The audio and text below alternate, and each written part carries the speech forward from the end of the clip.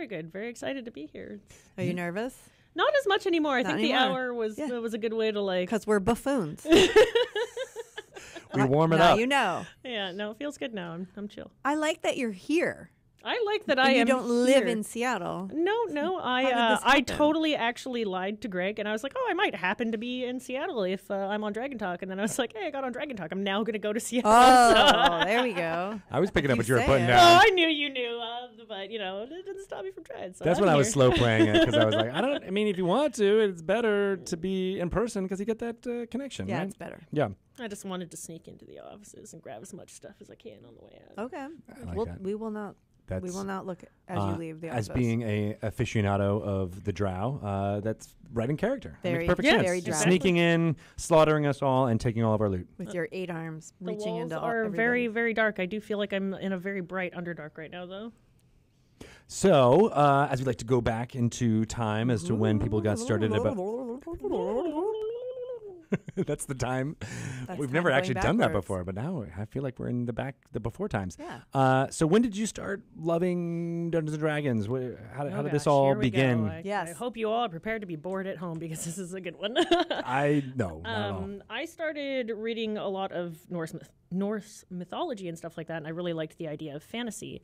And reading kept me busy as a kid, came from kind of a broken home. I won't get into all the darkness and awfulness of that. But reading is something that you can do for free. Go to your local libraries, support your local libraries. And I picked up a Dragonlance book off the shelves, which is where the name Lorelania came from, like Laura Lonthalassa, Lorelania. Yeah, followed along with that. That all makes sense.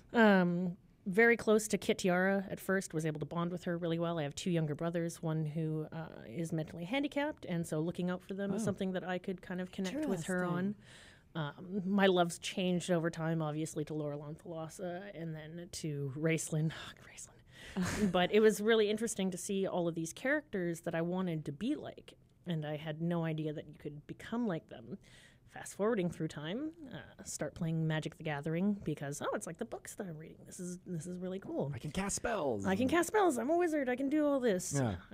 Long story short, there my deck got stolen. It was Aw. the saddest day of my life. Did you have like 4 Mox rubies in there or something? Yeah, I had a Black Lotus. I No. had, You didn't. Yes, I had 4 of them Black Border. I started playing right when it came out in Wait, the card shop. seriously? Yes, I had an Avatar of Woe. I had Icy Manipulator. I had Dang, yeah. son. It I was thought that was just a throwaway joke. Oh, but you're like, no. It was we so if played anyone this. knows where this deck is, Oh, I If know. anybody I know. sees 4 Black No, Lotus I know magic because cards. somebody stole them off the corner while young Tia went to the restroom. no. And there was The a store corner called of where? Asgard's. Well, we played in the tables, you know how like you do is in Magic, Friday Night Magic and stuff like Yeah. that. So I just left my deck to Oh. go for a second. And we were in Asgard's, great comic book store out in Port Coquitlam. It's shut down now, unfortunately. But across the street, I'm not going to name their store because I don't want anybody like throwing stuff at them because they're great people too. They had no way of knowing. But I, same day, went later on and I saw my cards in the display case. And you know your cards, they've got like a certain bend to them. I was a 12-year-old come kid. I on. did not take care of my cards. I didn't. Black Didn't even Lotuses were understand what just it meant. Yeah, Yeah. exactly. It just was just fun to play. Oh, no. Yeah, it was really, really, really sad. And so, like, 12. But somebody must have seen who took it. I think they were just really sly. Nat 20 on the stealth check. It happens, you know. man. It's unfortunate. We've And got to start up our like sister podcast, which is Dragon Talk CSI, and go back in time and find out Let's what find out. happened. enhance. Enhance. I need to know. Enhance. We'll just take you to the Black Lotus supply closet while you're here and just get them. We'll deck you out. Yeah. How many are How you ma- missing? What, 4? 1, 2, 3, 4. Okay. Yeah, no problem. Okay, sweet. Yeah. Oh, but they only gave me 1. No. I feel like everyone on the Magic side is like, Shelly, no. Shut up. It's Don't not tell them true." about the supply closet. Now they're all going to There's want the basement that I'm more worried about. There's no That's right, I'm supply watching you. closet. Yeah, that's right. But it led to actually getting around to the original question, Dungeons and Dragons, because there is 12, 13-year-old Tia crying her eyes out at this comic book store. And there was another part of the store that was for the big kids, the cool kids. And I would always hear crazy stuff happening back there. A lot of yelling, you can't do this, blah, blah, blah. And like, you know, we just kind of ignored that, and they're weird kids. And they saw me like all sad, and they're like, "Why don't you come play D&D with us?" And I That's was so like, D&D. Yeah, it was just- Lift you up. yeah. Yep. And by the end of the day, I'd made like a little goblin archer, I think, died same session, but from then on, D&D became life. It was 7 days a week, 4 different groups. It was 2nd edition revised back then. And I just eat, slept, breathe. I had one teacher in school because I was doing so well in my class. She would just sit there and let me read my books. And it was just, it was the greatest. I was not popular for it, that's for sure. D&D was definitely not a popular thing. But not like now. Not like now. Hands in the air. But that's such.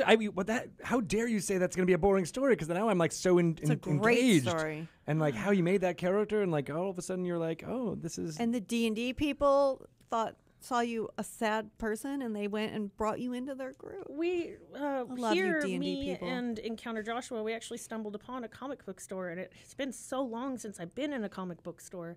And I remembered why I used to go. I changed homes a lot as a poor kid, foster care, et cetera, et cetera. Right. But in the comic book stores, I always found a lot of other kids like me that had that same kind of story. Like, life was not good at home. And again, won't go into all the reasons, but it was one place that was always just there. You know, you didn't want to go home after school because the home was too hard.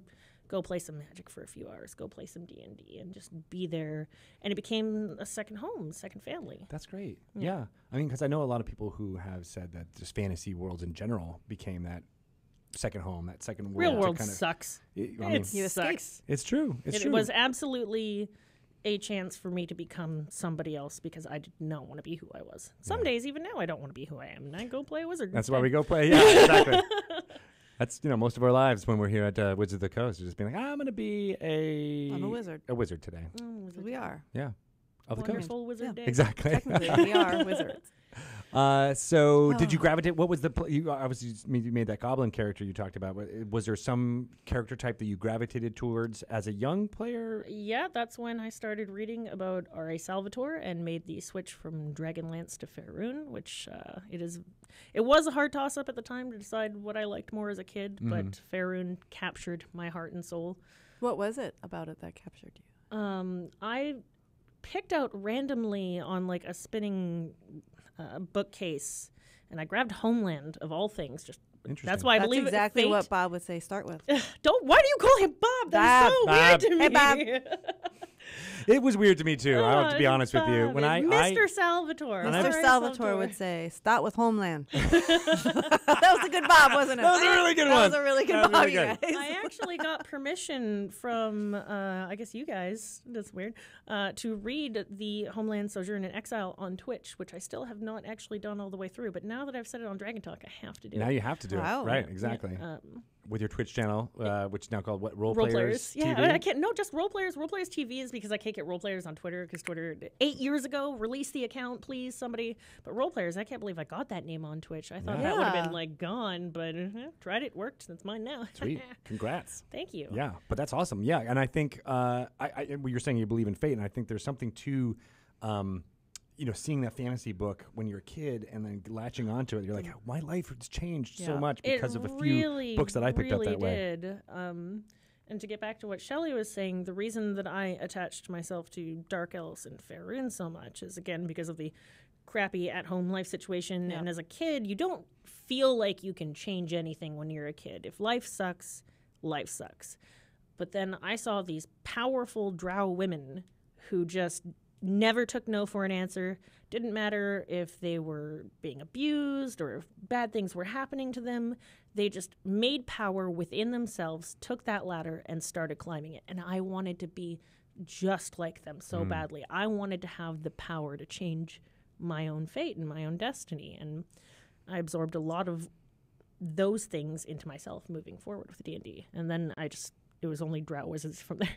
Not clerics, Drow wizards. I cannot imagine an author here having a better wish for their work than how you just described what it felt like to read those books. D&D hands down saved my life. There is no maybe about it. There were a lot of dark places. A lot of times I want to run away and do much worse things, but I would always think, I'm going to miss my campaign. I have stuff to do with my character. If these characters in R.A. Salvatore's books can survive and push forward, then so can I. If Raceland can push forward, then so can I.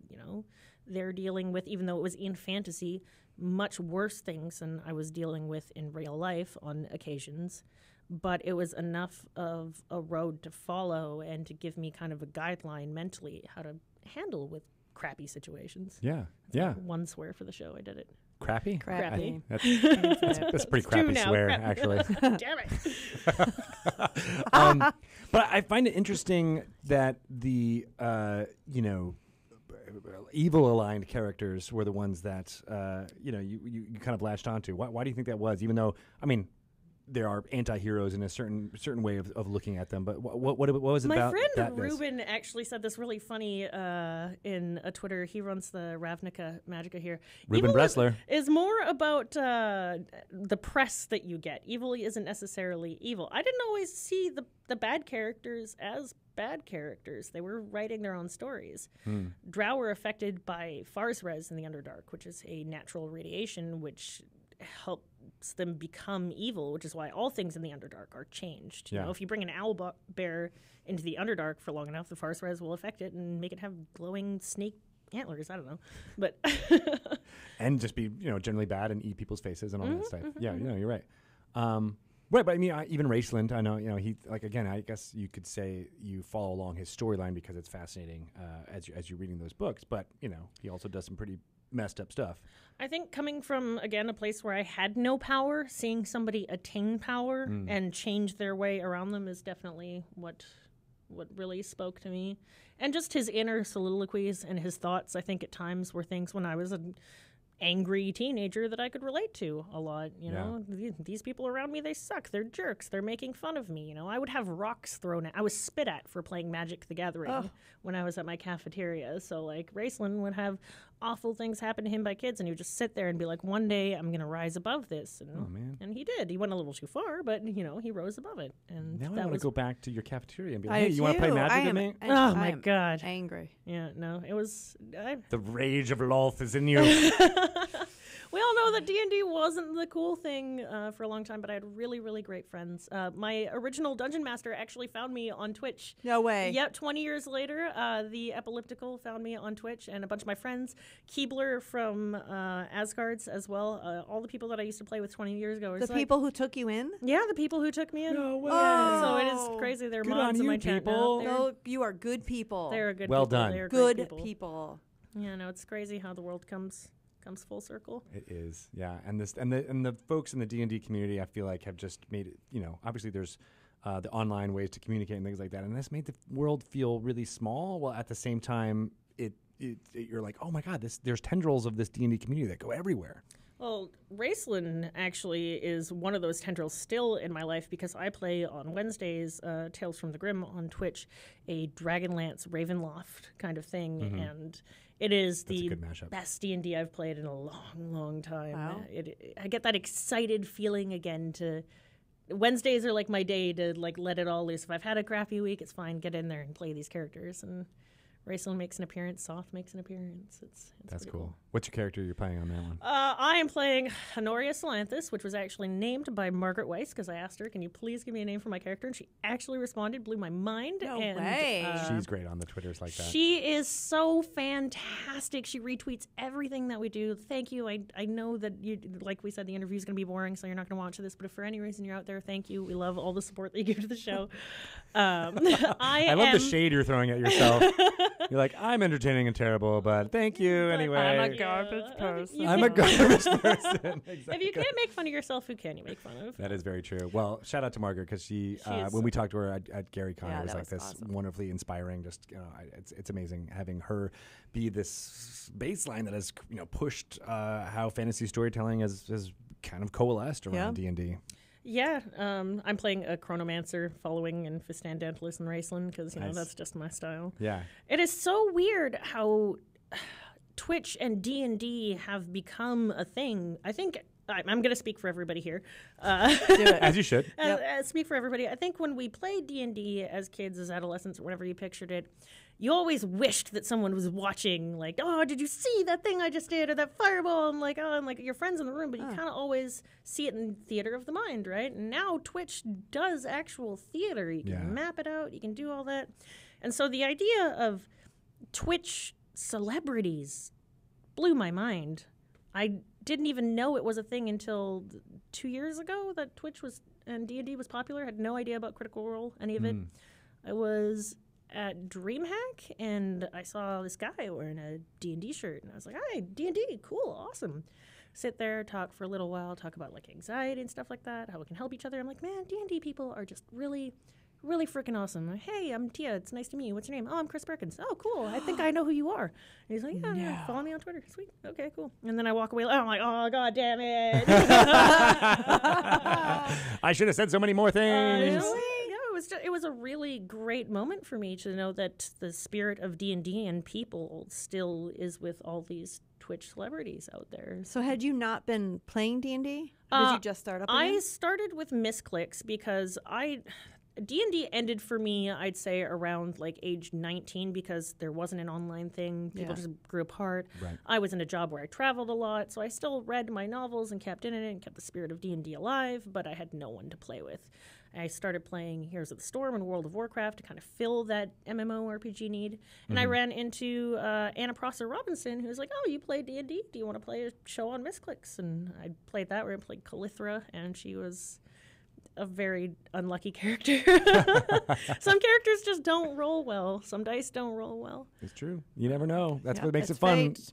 It's almost as if they're a random number generator. Yeah, you know, it's funny. I remember talking about talking to Misclicks on Dragon Talk. Yeah. A long time ago. Yeah. I don't know how. I feel like it was 2-3 years ago. I feel like it was longer. It might have been. Because it was still like really confusing to me. Maybe we've talked to them before.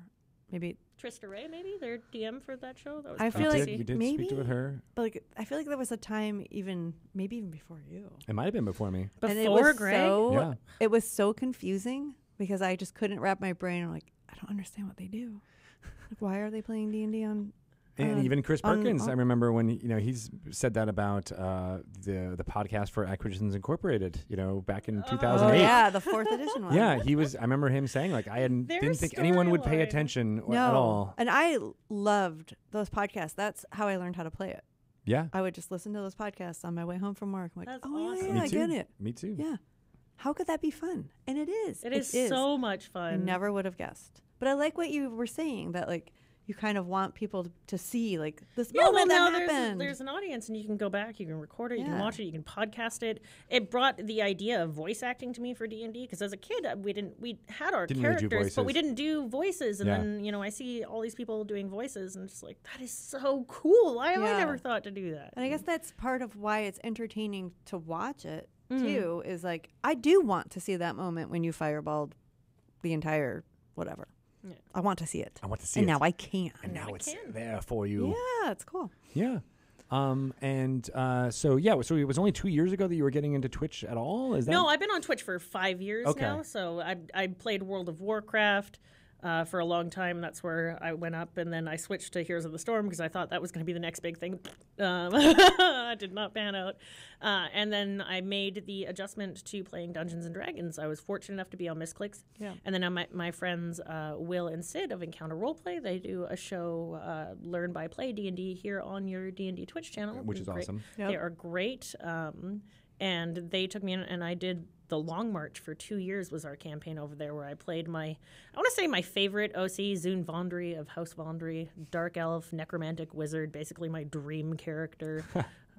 I love her to pieces. And through that started seeing that, you can play with other people and other shows, and that's how I'm Tales from the Grim now. I actually got to play with Matthew Mercer once, which was pretty cool, but we did Cypher System, not D&D. Oh, okay. Yeah, we're going to D&D someday. Nice. Someday. That's very cool. Yeah. He's a wonderful game master, isn't he? He is amazing. Dungeon master. Who says game master? Well, because it was the Cypher System, so I wanted to be. Yeah, right, exactly. His voices are so. I mean, they're not as good as Shelley's, honestly. He just lost his mind. Do you remember the first time we spoke to Mercer, and I was like, Shelley's got some stuff to throw at you. My pigeon. And then he jumped into a Kermit the Frog that was like indistinguishable from from the I real was like, Kermit. really? Oh, Did you that's have to do amazing. that? I know he showed you up. I'm like a child. Like you just go, oh, that's so good, and move on. Pat, pat, pat. I Yeah. have an embarrassing story about another member of the cast over at their live show. Uh-huh. I had just finished visiting Geek and Sundry, and we came here in the office. I've been hugging everybody, and so I was just in that upbeat, huggy kind of mood. But you got to remember, not everybody wants to hug.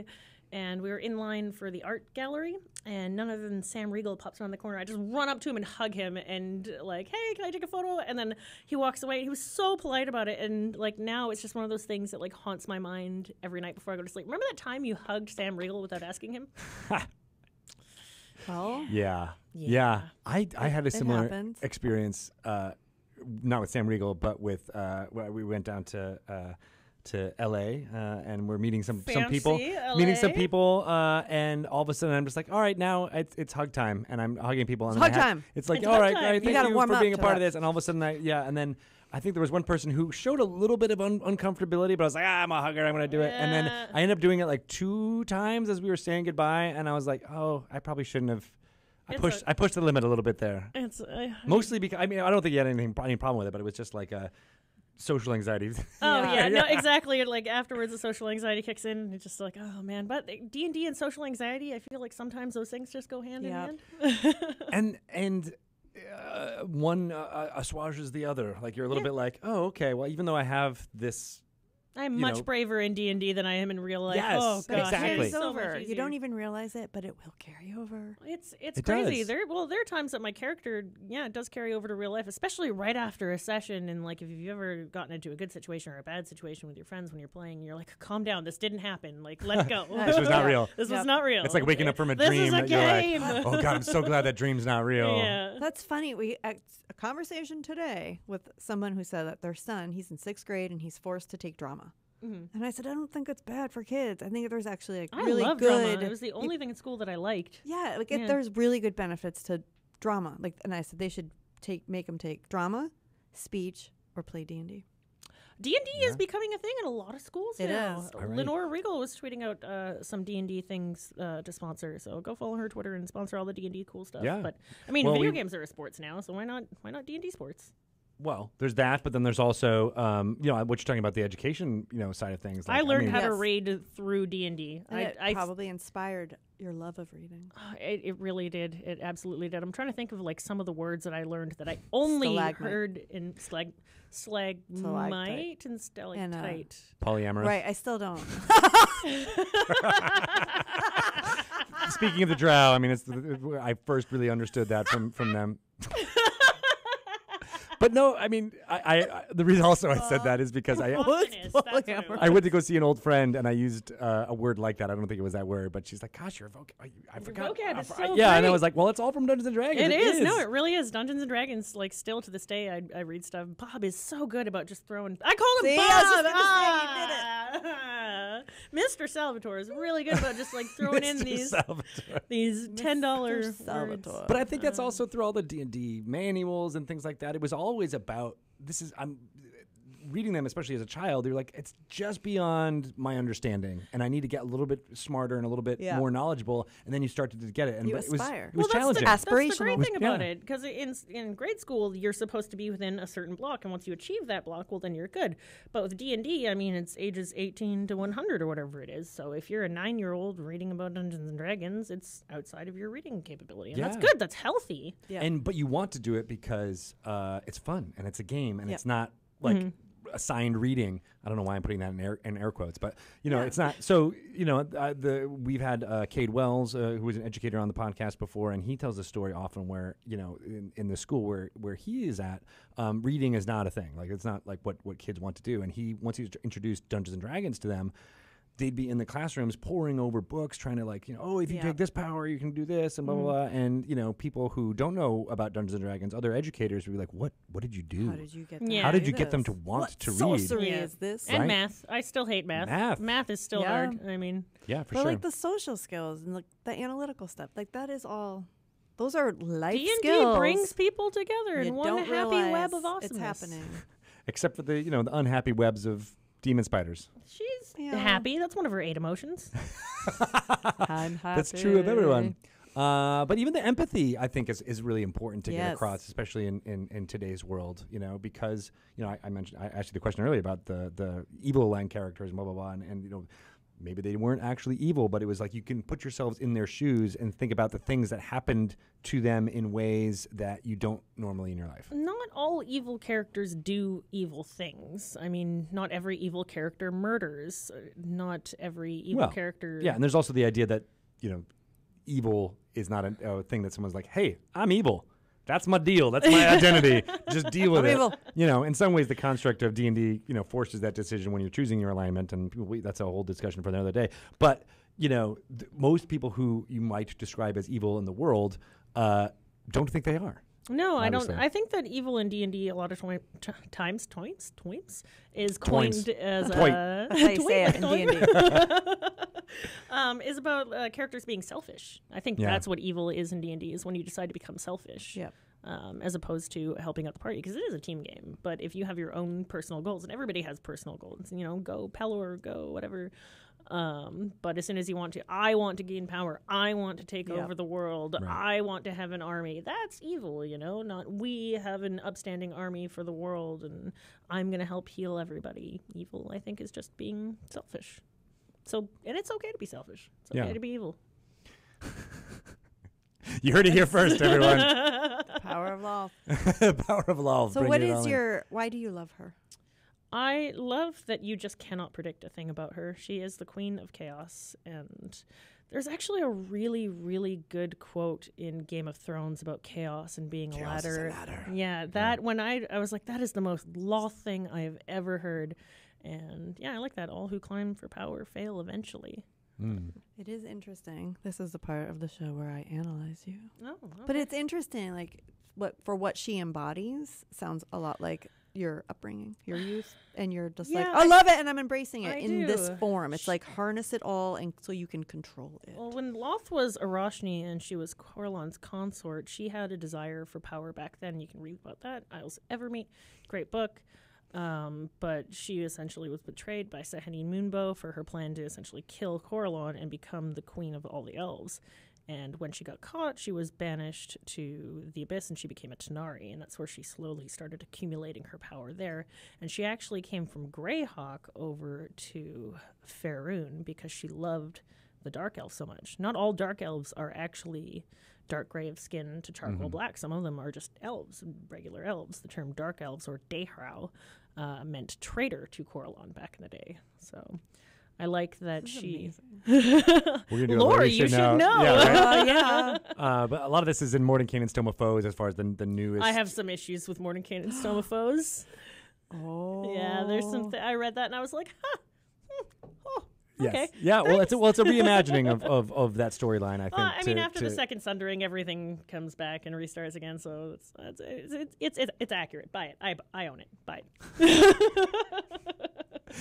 I love that that's as close as you get to the, you got some issues, but that's what's really, that's what's interesting about, when we were talking about homebrew and things like that. Like, there is no, quote unquote canon. I think there's a lot of people here on the D&D team who, Mike Merles has said, I don't really like canon. I don't like the idea that there's like one way to tell a story, and I think that's true. But we just, we provide the story that the writers and team members that are making it now feel hey, this is where we want to go with it. I have tons of people that ask me all the time, like, I want to do the Underdark differently. Okay, Drow aren't evil. They're a part of the Earth. They're the Earth Drow now. You are helping take care of the core of the Earth, which helps the rest of the world bloom. There, you have good Drow. Yeah, and I think the books that we put out are just meant for inspiration and thinking about like, how am I going to... Everything is a launch point for D&D. Just like the rules. You don't need to know the rules or play by the rules. They're just there as guidelines, right? And everybody's table rules is going to have their own. Rules are fun. Oh, that's right. You like the rules are fun. Have you ever met Bab? No, I have not had the honor. I hope to someday. I hope you do too. I do too. He would love your story. Someday at a convention, I will stand in line for 4 hours and hand a book, and then I'll try to say something clever, and then I'll walk away going, shit. He's really great at signings and things like the that. Best. So I know. Don't be worried about I know. that. That's more people need to buy physical copies of books. I know that audiobooks and everything are great, but physical copies and give them to your library, and they help authors do book signings around the world. Now you're just buttering up Bob by having. You can't get book signings if you don't have books to sign. So I guess that's true. That's true. Yep. I just like hearing Not like I don't think he's ever read any of his books, but I would love to hear him actually read his books in his Boston accent. I think that would make me happy. I know. Your pronunciation of things is excellent. It's supposed to be Drow. I say Drow. That's a big It problem. is not supposed to be Drow. It is definitely Drow. Really? I've Yeah, so always you're said right. it Drow. Arachne, I know that I've screwed up on more than a few occasions. I mean, I don't know 90% of the words that you said, but they sound beautiful when you say them. I've never actually pronounced Arachne out loud before. I've only read it. The only reason I know to pronounce it like that is because of the audiobook, and that is how the particular person does it. So that may not be how it's supposed to be said, but that's how he said it, so I'm going with it. I'm assuming they must have like a meeting beforehand to say some of the things like Drizzt.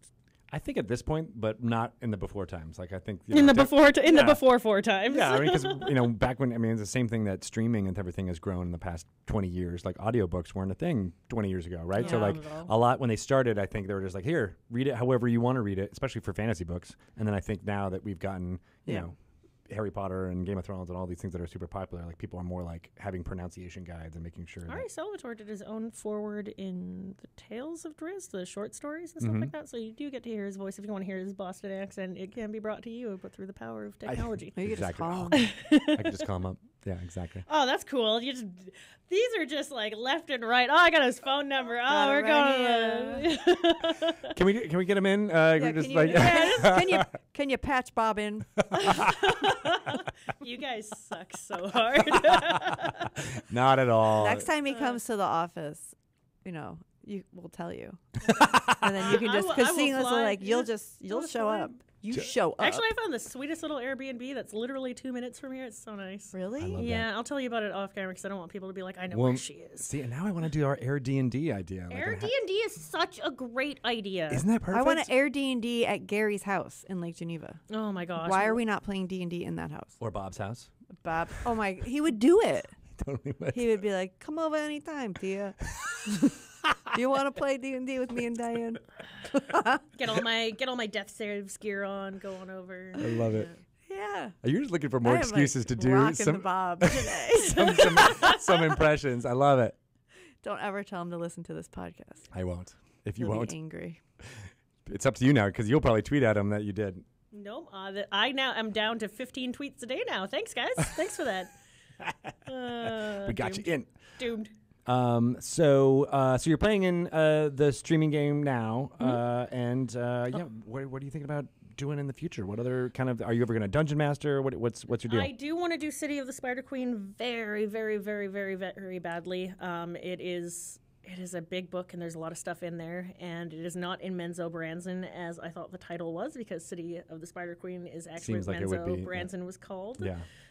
That's when Menzo Barra, the kinless, found and defeated Golither in the 2 mile by 2 mile wide cavern that is Menzo Branson. So you're already dungeon mastering for us right now. Yeah. Are you ready? Get some dice. Yeah, let's do it. There's got to be some somewhere in this I don't know what happened to our massive. I was a dungeon master when I was a kid. I had no fear of doing it. But now that I am a grown-up and I have anxiety, don't bring the dice. I'm screwed now. Okay, guys. Roll up your characters. Right, Character generator. Let's go.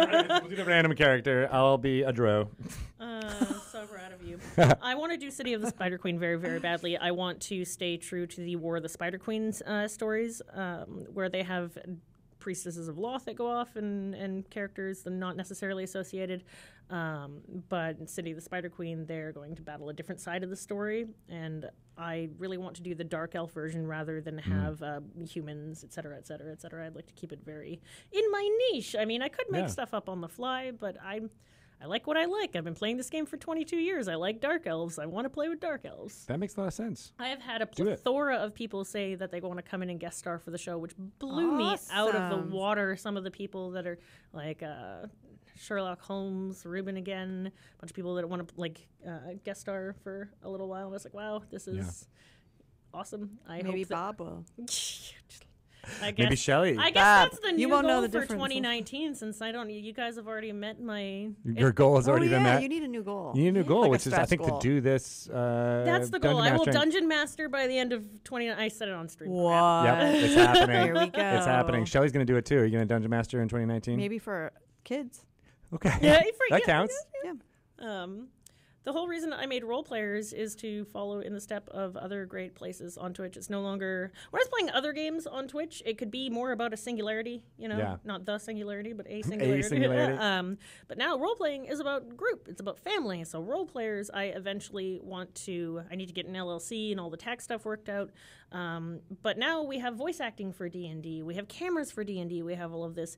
And a lot of people say, hey, you play D&D full-time for a living. That is so awesome. How can I do that? And instead of saying, oh, just turn on your camera, which I feel is kind of a cop-out sometimes, I want to be an agent for D&D. I want to, hey, give me your resume. I will find and put you on a show somewhere. I will get your voice acting going. There are agents for YouTubers that didn't exist before, so why wouldn't there be? And if anybody wants to take this idea and run with it, go. This is not like a me idea. I just want to get more people into D&D. I want more people making money in this industry, because the more money that we make, the more money that is made overall. I mean, I could not have played D&D for a living no matter how hard I tried 20 years ago. Can we just pause on that for a minute? Yeah, okay. I'm getting hired. You heard it here. You play D&D for a living. I mean, that's true. Kind of. Now, think about but not 20 years ago. When somebody stole your Black Lotus cards and that group brought you in. I could be so rich right now. And you could be playing D&D for a living. I meant it to be in a positive way, not to take you back to a negative place. No, it's good. You know what? I'm not sure if I am one of those believers in all things happen for a reason, but at the same time, if losing those cards was the cost of bringing me to D&D, then I would pay that tenfold, because I love this game so much. Pretty cool. That's a lot of money too. Yeah. Yeah. Yeah. But I like your agent idea, as long as you're not taking this huge packaging fee, which I know as well. All the 15%. Oh, yeah, see, that's easy. Yeah, right. I think 15% is fair. More if I'm on the show. Are you going to audition them? How are you going to know these people are any good? A lot of the idea is, because a lot of people don't have any camera experience, so you can't go, hey, give me your show, give me your clip, give me this. You could record something and send it to me and see how you feel on camera if you're natural. And I think there'd be different beginner D&D, medium D&D, hard D&D. Not everybody wants to jump in playing a game. We prefer advanced rather than hardcore. Hard. And then get people into groups like that, and hopefully have more shows on my own channel. But I only have 8 arms, so gotta grow another one. Yeah. You need some priestesses to help you out. So that you can be doing all of the rolling of Dungeons and Dragons while also playing Neverwinter. Neverwinter is so good. It was always a great game, but it is way better than it used to be. I'm just going to go out and say it. We have been role-playing Neverwinter, and that's just been a fun thing, and I want to try and create a show of that. But holy cow, and they're coming out with 5th edition for Neverwinter now, too, and the combat in that is so great. The lore is so great. I played WoW for a long time, and I can say from the bottom of my heart that this game is better than World of Warcraft ever was. Whoa. Yeah. Put that on the box. Wow. Even though they're not making boxes anymore because it's a 5-year-old game. But I'll put it on the box for you. It is so much fun. And yeah, I want to get as much of that in. I watch my friend Zippo on Twitch, and he does a lot of voice acting for his other games. Same with Mythmatic. They do voice acting for any of the games that they played, and role-playing other games as well is just fun. But to be able to role-play a D&D video game, I'm just all about that. I like D&D. I like fantasy. I like medieval. I like spells. I like elves. I like what I like. Yeah. And Neverwinter is this great framework for, we were talking about meeting up together and finding groups is always kind of hard, but you can always go in and get in and all of a sudden the servers are so busy too. I think it's one mega server possibly, which is why there's always people there. And how does the role-playing work in Neverwinter for you? So it's either me just voicing out the different character. If I'm by myself, I'll voice my character, and then they have these pets or people that you can have with you, and then I'll just role-play back and forth with the 2 different people. I'll be, hey, talking, oh, what you going to do today, lass? And just go back and forth between the 2 characters and poke fun at each other or support each other or whatever. I like that she looked at you when she did a voice. Almost like a challenge. I don't have very many voices that I can do, so this is just a couple of them. But then you're using a Discord server with other players, or is it just for the stream? We started using Discord because Neverwinter does not yet have, and I hope they do create eventually, a world voice. Looking at you. I'm looking at Thomas Foss. Yeah, exactly. They do not have yet a world voice, but for now it's either some of us in Discord as a group of 5, or we use the voice program that they have in the game. Mm-hmm. One of the things I cannot stand about people when they're talking to developers, they'll go, "This sucks," and then they just use something else. Well, okay, why do you think it sucks? Can you please provide some feedback to the developers so that they can try and make the game better? Because if you just go and you knock on, D&D's door and say, hey, I hate this class, it sucks. Okay, why? What's wrong? How can we make it better? Feedback is definitely a thing, right? And we've learned about how to figure out what is constructive feedback and what isn't. And some folks will be like, this sucks and you should do X, Y, and Z, and not realizing that X, Y, and Z is going to create 9 more other problems. And then, when during the playtest for 5th edition, as I've been told, there was a lot of like sussing out, like, okay, what are the pain points, and then we'll try to solve for those, and not necessarily taking suggestions or things like that necessarily at face value, because it's like, Well, we like using their voice server so we can try and figure out what works for us and what doesn't. It's actually really good, really crystal clear quality. Like, I like it. Good. Nice. Yeah. So you play in a group of 5 and everybody's kind of sometimes voice acting together? Sometimes people rotate in and out. I mean, we try to make it as open world as we can feeling, but you can, unless you're in Discord, only max out at 5 people. And then, other people voice their little pets as well. And we just go through the story. If there's an NPC, we listen to them because the voice acting in that game is amazing. Very good. So you listen to them and then you make your response, which can either be the same as the written response or you may a little bit more spicy, a little bit more sassy. I do not like Sergeant Knox or whatever his name is. He sucks. I feel like I know what direction you probably... Maybe a little bit, just a little spicy. A little spicy. Yeah, that's really kind of fun. I knew about role playing servers and things like that in MMOs, but I never was able to participate in them. So it's I don't know. It's fascinating to me. Yeah, no, it's something that I definitely recommend giving a try, especially because a lot of people, they have a favorite in D&D. They either really like the combat or they really like the role play, and I am definitely a role play person. So with that, you don't have to do any of the rolling. You don't have to wait. It always felt so long for me for combat, going all the way around and waiting for your turn. Combat's just over, and then you get back to the role play right away. So. Yeah. So Neverwinter, it's like, you can just do the role play and it takes care of all the math and stuff for you. That's great. It also gave me a new inside perspective on, because I always thought that you couldn't say something within 6 seconds. I'm like, no, because I'm a rules person. I'm like, no, you do your spell, you do your action, like that's it. But then when I'm doing the combat in the video game, I'm like, hey, do this as I'm casting stuff. And I'm like, oh, okay, I get it now. I'm like, this is actually possible. I love that you are a proponent of the Queen of Chaos, yet you are a rules person. I know. The Queen of Chaos is actually a rules person as well. Station is everything in the Drow Society. Rules are everything. If you break the rules, just don't get caught. Do not get caught. That sounds like a rule. Yep. It is a rule. Queen of Chaos. See, you thought one thing, I went another. Like left, right, left, right. My brains are fighting each other. I don't break understand. a rule is a rule. Don't break the rules. And you're a so do you moderate this? I do moderate this channel, and I have been trying to fill in the shoes of Obo and Declasser, who are the 2 mods that I chat with the most, and Obo is amazing. She always so fast with all of the information constantly, and I just want to be like, can you lend me your notepad, or is that like a holy item, an artifact of just all this stuff she's got stored away? She's great. That holy notebook, I believe, is created by Pelham or adapted by Lauren and things like that. So it exists. Okay. Well, give me the Google document for it. I just came on one day and I had a sword, and I was like, oh, cool, thanks. Wow. I will wield it. Yes, I still to this day have no idea whose terrible idea that was. I bet it was probably Pelham's. Yeah, there you go. And it was a good idea, not a terrible one. He's full of those. I think when you guys were hosting a show that there was not a lot of mods on at night, and I was a nighttime streamer, so I think I just got lucky. That was my theory. That's what I tell people. Do you moderate this show? Yeah, no, I sit and watch, and I moderate the show when I can. So what's the worst thing anyone's ever said about Greg? Whenever you guys swear or say something that's even like the tiniest bit lewd, it's like kicking open the door for Twitch, and then everybody thinks all of a sudden that we can do it because they did it. What? Like, no. What do we do? Way to go, Shelley. Yeah, when we talk about poop and farts. Yeah. The door's been kicked open. Sorry, Pelham. I didn't know the orifice has been opened. I no. I don't You are just making it so bad right now. I don't look at anything. I had 3 other words that I didn't say. So, no. So I am self-editing a little bit. Keep that in the back of your head now. Yeah, now exactly. on. Make my job. No, I just sit there. I'm almost afraid to time out people or ban them. Are they nice? Well, 99% of people are super great in Twitch chat. They're very supportive. They're all gung-ho D&D. I never want to see comments. I'm looking at them right now, and they're pretty good. Mostly really nice to you and mean to me. Oh, Oh no! I'm Blame making that all up. Tito is a meme, though. You kind of did it to yourself. You did. Oh, I didn't do that.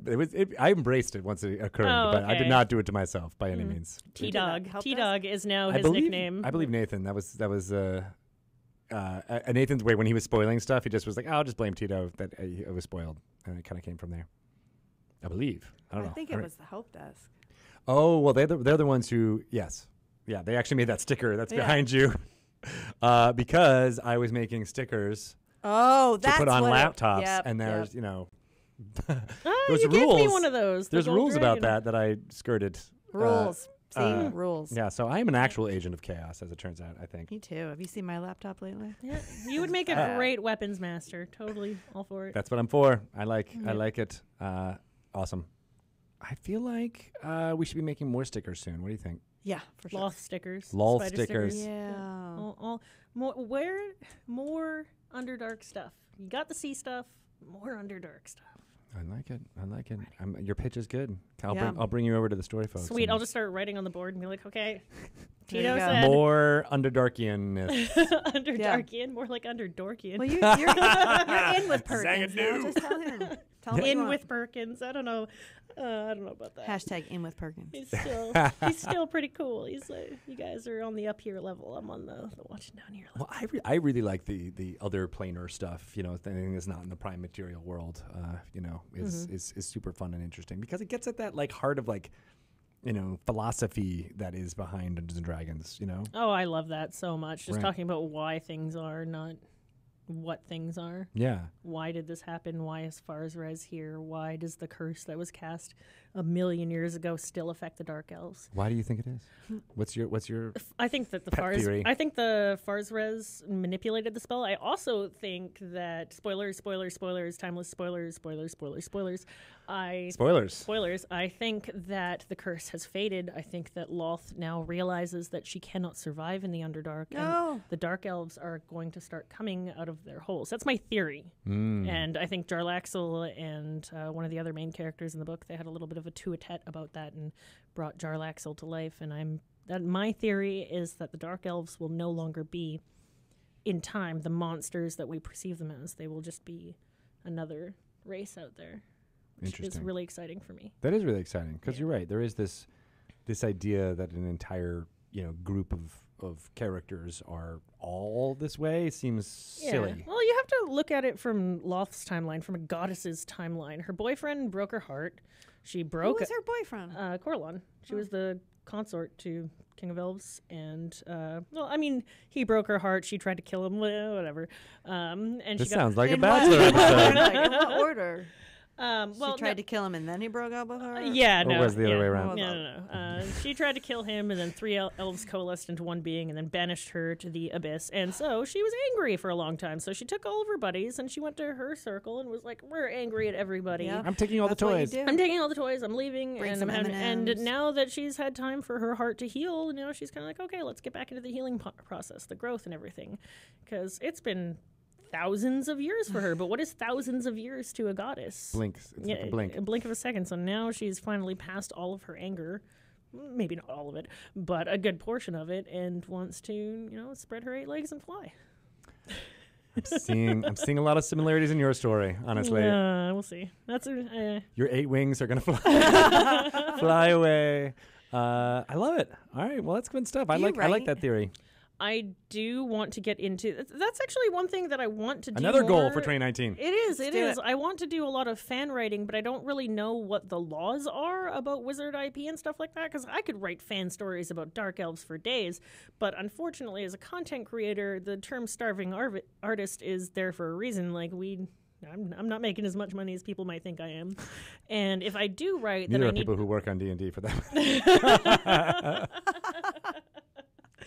Well, if I did write, I would need to be able to monetize it, and you can't really just be like, "Oh, I wrote this story about Loth. Here's it for like $15.99. Please buy Sure. it." I know there's DMs Guild and stuff like that, but I'm very uneducated on Yeah. all that. So Well, the whole fan stories I think was was something that we're like, well, I don't think that's the application for what the Dungeon Masters Guild is meant for. It's meant for more game material and things like that. Yeah, if there was like a fan site for or fan writing site for D&D that we could do that we wouldn't have to worry about like open gaming license and everything in between, then I think I would be more forward with that because I love writing. I really, really, really love writing. I enjoy world creating and designing worlds in the game itself just as much as I do playing it. That's actually been my one thing stopping me from DMing, really. I'll be like, okay, I'm going to be a DM, but just let me do 80 hours of work on the world before we go forward. Yeah, but I mean, as I've heard in talking with Perkins and other dungeon masters that I respect, it's like, that prep work, because I used to be like you too. I was like, the only way I can dungeon master is if I have